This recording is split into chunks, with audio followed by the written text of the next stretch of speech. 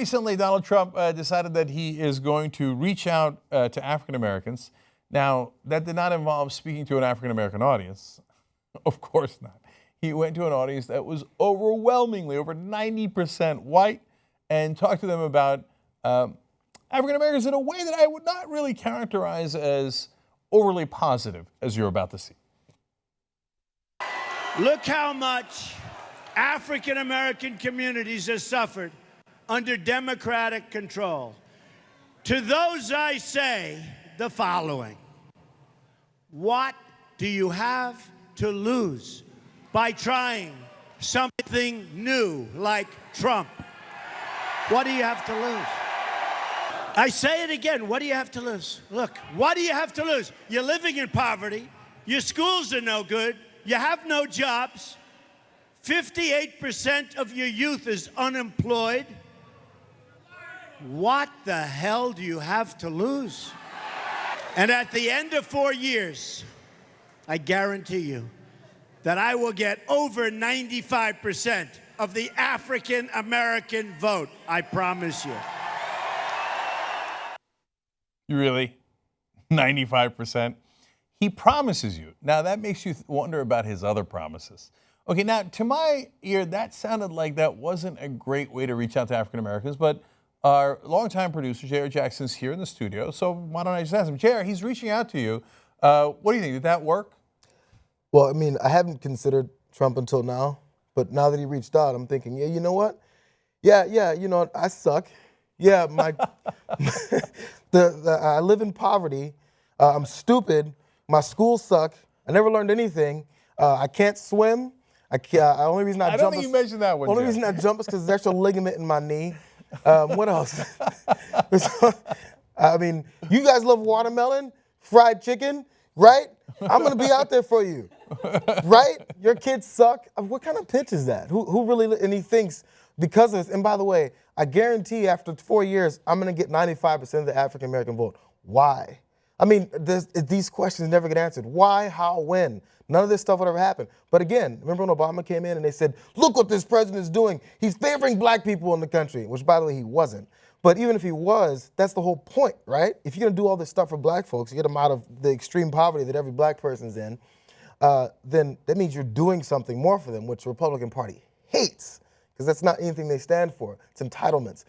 Fucking black people, what's wrong with you? Pull yourselves up. We don't do anything for you. You do it for yourself. See, that's really interesting. I hadn't thought of that, Jared, because you're right. They said that Obama was going to give like Obama phones to black folks, and he was going to give all the money to black people. Then how come they're still in extreme poverty and et cetera, according to Donald Trump?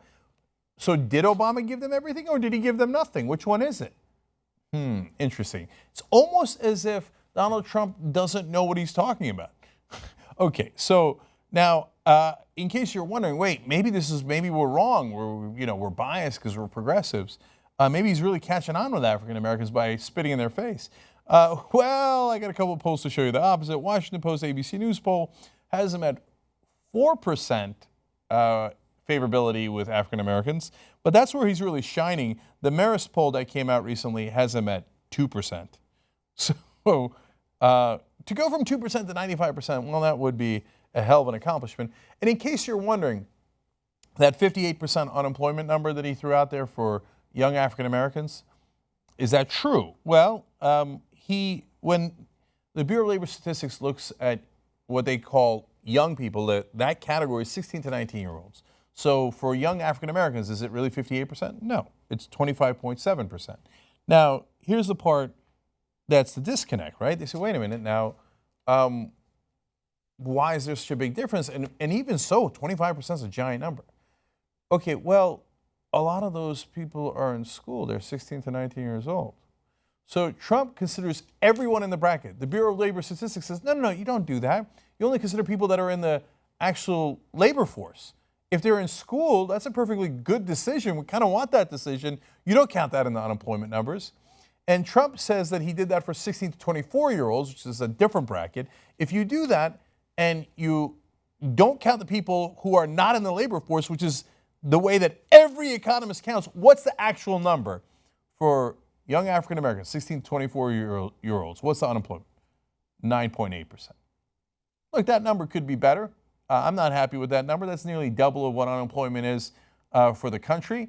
And it partly has to do with the socioeconomic conditions of African Americans.